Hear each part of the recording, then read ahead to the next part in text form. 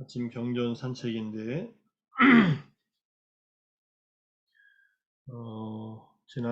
어제 공부한 거 요 5번 계속 한번 보고 그것에 대한 의미를 다시 한번 새겼으면 좋겠어서 요거하고 6번 개송까지 이렇게 공부를 하려고 합니다. 자, 증오는 증오에 의해 가라앉지 않는다는 이 말씀과 증오는 자애에 의해 가라앉는다. 이것은 영원한 법이다. 이 말의 의미를 이제 보충해주는 양구따라니까야의 다음 그 말이 여기 성냄을 제거하기 위해서는 성냄이 증오잖아요.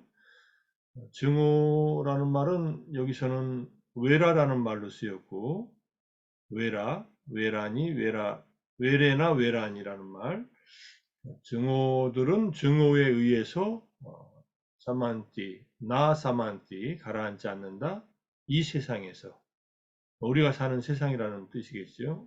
언제라도 어떻게라도 피는 피로서 씻을 수 없다 이런 말이겠죠.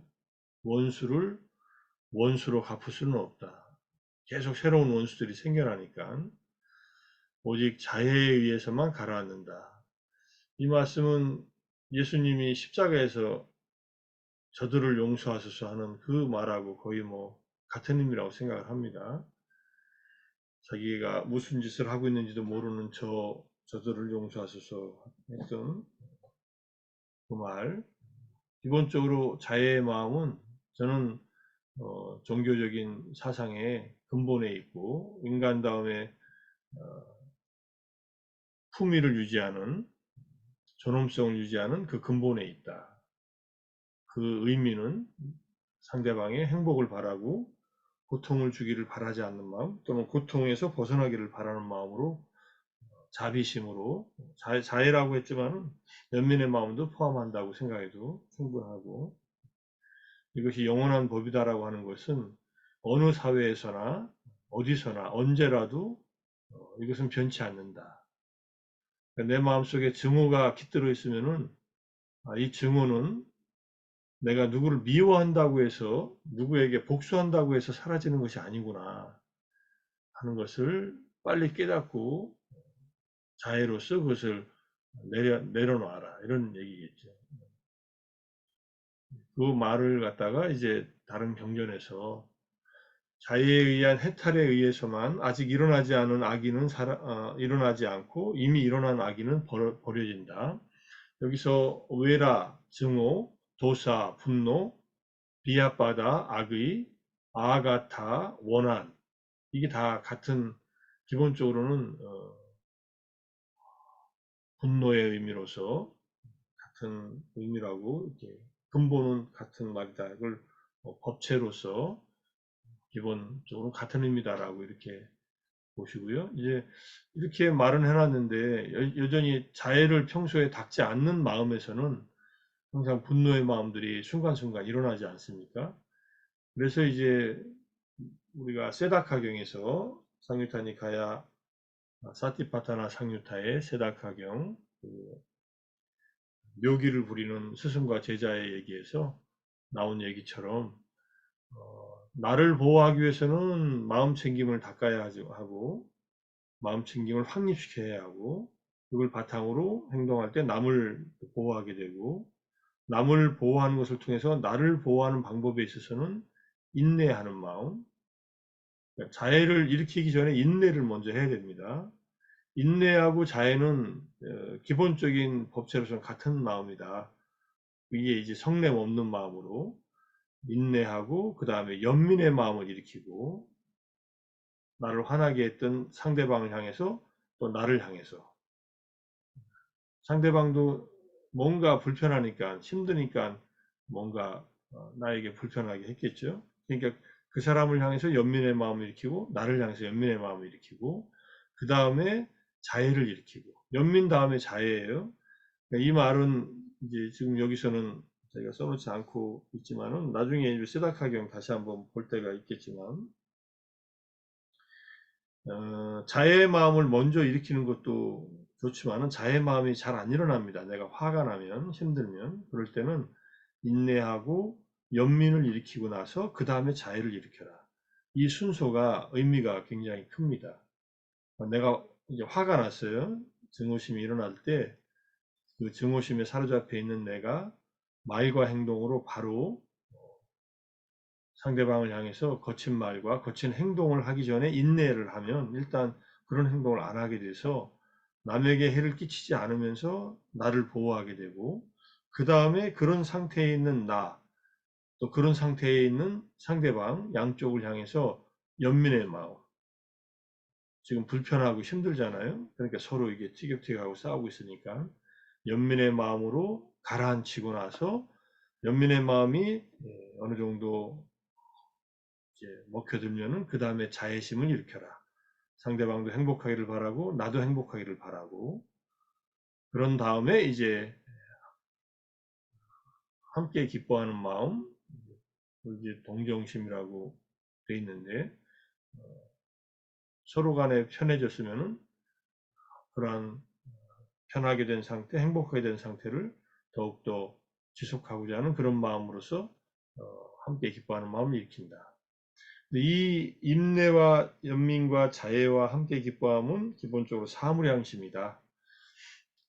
사무량심을 닦음으로써 타인을 보호하면서 나를 보호하는 방법, 이것을 부탁께서 가르쳐 주셨다. 근데 이제 여기서 나타나는 안구타라니카야 5법의 161경에서 나타나는 원한을 제거하는 방법이 조금 각도는 다르고, 자애와 연민과 평온의 마음, 평온의 마음이 여기서 적용되는 것은 누구든지 업을 지으면 그 업의 과보를 스스로 받기 때문에 평정심을 유지하라는 그런 의미이고요. 그러니까 누가 나한테 화를 내면은 저 사람이 화를 내서 화를 낸 그 업의 결과는 자기가 받는데, 그래서 안타깝게 생각하는 것이 연민의 마음이에요. 그리고 연민의 마음을 일으킨 다음에 저 사람도 행복해졌으면 좋겠다 일으키는 게 자애의 마음이고, 이럴 때는 평온이 바탕이 되어 있어서 평온과 함께 인내심을 일으키고 그 다음에 연민과 자애선으로 일으킨다. 이렇게 이해할 수 있겠죠. 평정심 또는 평온의 마음은 업을 우리 모두는 깜마사카, 업을 자기의 재산으로 한다. 업, 자산, 그 정견이라고 하는 그 의미로서 업을 자산으로 하기 때문에 밑에 나오는 업이 자신의 주인이라는 것과 연결되어 있다. 이렇게 이해할 수도 있습니다.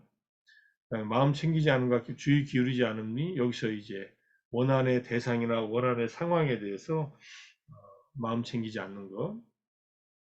화났다는 것은 마음 챙기는데 원한의 내용이나 원한의 대상에 대해서 마음 챙긴다는 말은 여기에 기억을 떠올린다는 말로 이해할 수도 있습니다. 이때 마음 챙김은 자꾸 기억이 떠오르면은 화가 나는 그 상황에 대한 또는 나를 힘들게 했던 그 사람에 대한 기억이 떠오르는 것은 결국은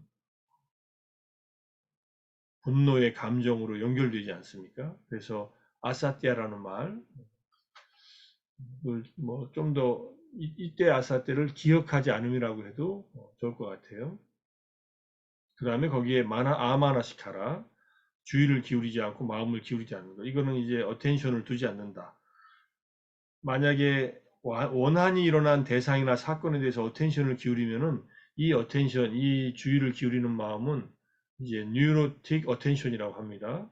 신경증적인 주의 기울입니다. 이렇게 보시고 그런 주의를 기울이는 일을 하지 않는다. 이렇게 이해하시면 되겠죠. 요니소 마나시카라가 있고요. 요니소 마나시카라가 있습니다. 지혜롭게, 현명하게 주의를 기울이는 것과 지혜롭지 못하게, 현명하지 못하게 주의 기울이는 법이 있는데, 지혜롭게 주의를 기울이지 못하는 것을 하지 않는다. 그러니까 지혜롭지 않은 주의 기울임을 하지 않는다는 그런 말이라고 볼 수 있습니다. 요니소 마나시카라에서 벗어나서 그 분노를 일으킨 상황과 대상에 대한 어텐션을 두지 않는다는 것. 그런데 그렇게 안 하고 싶어도 자꾸 일어나지 않습니까? 그러니까 그런 의미에서는 주의를 다른 곳으로 기울이는 겁니다. 사띠도 다른 곳으로 두고, 그러면은 이제 대상을 대상이 만약 눈앞에 있다 그러면 잠깐 얘기를 하든지 하고서 그 상황을 좀 잠시 물러나는 것, 뭐 회피하는 것 같이 느껴지죠. 분노는 내가 다룰 수 있을 만한 힘이 없으면은 일단은 다른 방향으로 분노의 감정에 휘말리지 않도록 빨리 자해나 연민이나 평온의 방법을 쓰든지 기억하지 않고 주의를 기울이지 않는 방법을 하고 나서 그 다음에 마음이 가라앉은 다음에 마음을 다시 보는 것이 또 현명하다. 이것을 이제 윗바사나 할 때는 이렇게 본문을 들었는데, 세계 챔피언과 내가 스파링을 한다. 만약 권투 시합을 한다. 요즘 뭐 이종 격투기를 한다고 할 때 내가 연습이 충분히 안 됐는데 상대방과 만약 스파링을 한다면은 대결을 한다면은 내가 이기겠느냐 이런 얘기예요. 번뇌가 강하게 올라오면은 빨리 주의를 다른 곳으로 돌려라. 물론 그 번뇌가 일어났다는 사실은 알아차리되 뭐 번뇌 한두 번 하고서 이때는 사마타적인 방법으로 코끝으로 돌아오거나 또는 윗바사나적인 방법으로 하면은 몸의 감각으로 돌아와서 현재 내 몸에서 일어나고 있는 경험들을 뭐 발바닥의 감각이든 손의 감각이든 또는 뭐 어, 이런 작은 돌과 같은 거 하나 갖고 다니면서 또는 뭐 불자들은 염주들이 있다면 염주에 손을 대고서 이제 내가 행복하기를 또는 내가 이 고통에서 벗어나기를 연민의 마음이나 자애의 마음을 일으키는 것. 이런 방법을 쓸 수 있겠죠. 이거는 다양한 방법이 있다는 얘기는 역으로 원한은 쉽게 다스려지지 않기 때문에 그때그때 적절한 방법으로서 원한이 일어날 때 다스려라 이런 뜻으로 이해할 수도 있습니다. 간단한 일이 아니죠. 우리가 오랫동안 윤회하면서 쌓였던 이 분노, 증오심은 한꺼번에 제어되지 않습니다. 천천히 다양한 방법을 통해서 자의 연민 평온, 기억하지 않는 것과 주의 기울이지 않는 것, 그 다음에 업이 자신의 주인임을 굳게 확립하는 것을 통해서 핵심은 내가 화를 내면 나한테 해롭다. 이것이 이제 마음속에 다시 한번 깊게 기억하면서 나에게 해로운 일은 하는 것은 현명하지 못하다. 이렇게 생각하는 것이 현명한 주의 기울임입니다. 그리고 모든 현상들은 변하고 있고 불편한 또 불안정하고 또 고정된 자아라는 것은 없는 것이다라고 이렇게 무상고 무아의 관점에서 생각하는 것도 현명한 주의 기울입니다. 이렇게 이해할 수 있겠죠. 이렇게 해서 원한을 제거하는 방법을 다양하게 쓴다. 원한은 이제 증오나 분노, 이 자해의 반대가 되는 이 악이나 분노나 원한은 성자로서 보면 아나함과에 도달했을 때 없어집니다. 아나함이라고 하는 성자는 이제 탐욕과 분노를 모두 없애버리는 그런 분이에요. 아나함과에 도달해서 없어지는 이 분노를 쉽게 대적하려고 하지 마라 이런 뜻입니다. 우리가 매일매일 하는 네 가지 보호하는 명상 플러스 또 자애성을 통해서 또 일으키는 자애의 마음을 항상 닫고 있어라. 눈 떠서 잠들기 전까지 우리 자애성에서 자애의 경에서 사니파타의 메타스타에서 또 내일 또 읽어보겠지만은 경전에서 확인하듯이 눈 떠서 잘 때까지 항상 자애의 마음을 일으켜라. 나 자신을 향해서 모든 존재를 향해서 그런 모드에서 우리가 살기 위해서 이렇게 아침마다 명상을 한다라고 이렇게 이해하셔도 좋고요.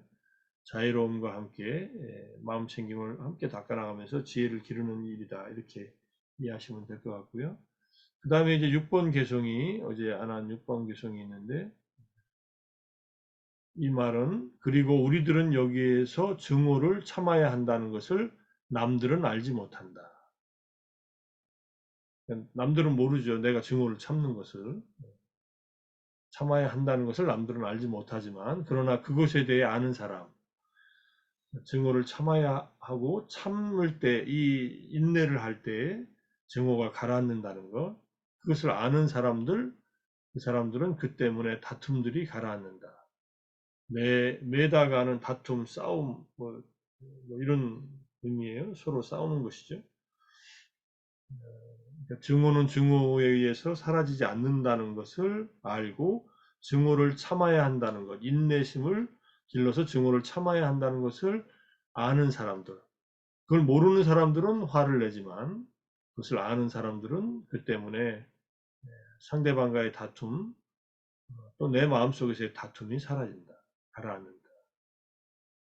증오는 증오로 사라지지 않으니까 여기서는 이제 참아야 한다는 인내심이 나왔다는 것도 아까 말씀드린 세다카경에서 말하는 남을 보호할 때 남을 보호하는 것과 나를 보호하는 것과 연결되어 있어서 일단은 인내하라. 잘 아시다시피 인내하는 것은 억압하는 게 아니라 잘 억제하는 것이다. 이렇게 보셔야 됩니다. 억압은 눌러놓는 거고요. 억제는 잘 누르고 풀어버리는 거예요. 풀어버릴 때 마음이 깜마사카 내 자신은 내 안에서 일어난 업을 재산으로 한다는 것.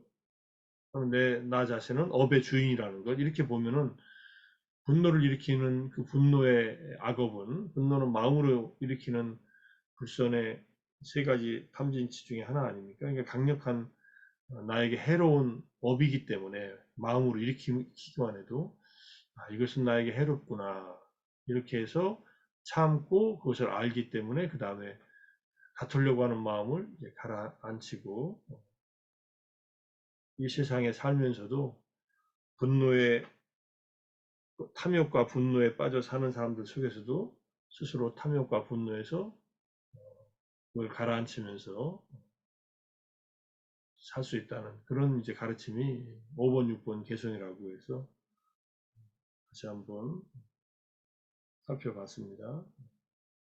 6번 개성과 세다카경하고 연결되어 있다는 것, 기본적으로는 뭐 다 연결되어 있지만은 같은 의미를 전해줘서 저도 다시 한번 법규형을 이렇게 또 빨리어로 한번 보면서 또 법규형을 보니까 좀 더 명료해지는 것 같아요. 그리고 알다시피 우리가 경전이라고 하는 것은 한번 읽어서 그냥 이해할 수 있는 게 아니라 두고두고 또 읽고 또 읽고 되새겨야만 자기가 성장한 만큼 또는 체험한 만큼 경험이 이제 깊어진 만큼 이해가 더 생기는 것 같습니다. 뭐 아직도 다 이해했다고 할 수는 없겠지만은 기본적으로 지금까지의 경험으로 이해로 또 공부로 이해한 것을 조금 같이 말씀드렸습니다. 혹시 뭐 명상이나 또는 경전 산책에서 질문이 있으시면 질문하셔도 좋습니다.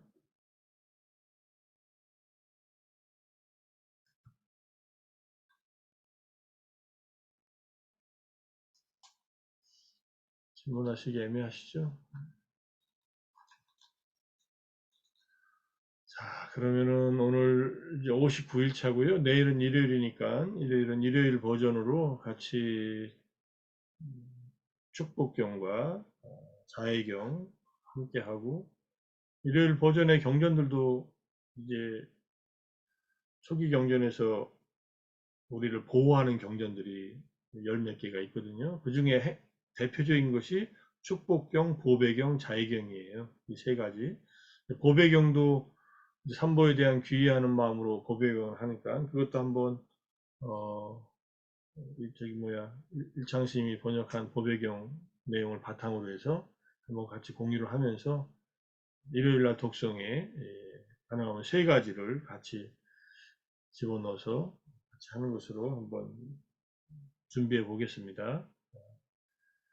오늘도 같이 하시느라 애쓰셨고 끝까지 또 경전 산책까지 같이 하시느라고 또 수고들 하셨습니다. 오늘도 평온하고 행복하신 하루 그리고 더 지혜가 깊어지는 하루가 됐으면 좋겠습니다. 한마디만 더 하면요. 제가 명상하면서 우리가 하는 이 행위들을 뭐라고 해야 될까라고 생각하다가 지금 생각이 떠오른 게 우리는 행복을 심는 해피니스 테크라고 해야 되나? 복 테크를 하고 있다. 여러 가지 뭐 재테크의 방법들이 있지만 우리는 정말로 행복한 삶을 살기 위한 복을 쌓고 있다. 뿐야 테크라고도 해도 되고 또는 수카 테크라고 해도 되지만 테크라는 말이 좀 기법이니까 좀 그렇지만 우리 뭐 이런 공부를 하고 이런 수행을 하면서 마음의 행복을 깊이 해나가고 심화시켜 나가는 그런 삶을 생활을 하고 있다라고 생각하면 복테크라는 말도 괜찮을 것 같습니다. 누가 이미 썼는지 모르겠지만 아직 본 적이 없어서 우리 오늘 하루 더 행복한 삶을 살기 위해서 더 많은 복을 쌓기를 다짐하면서 마무리하겠습니다. 수고하셨습니다. 수고하셨습니다. 감사합니다. 고맙습니다. 네, 감사합니다. 네. 감사합니다.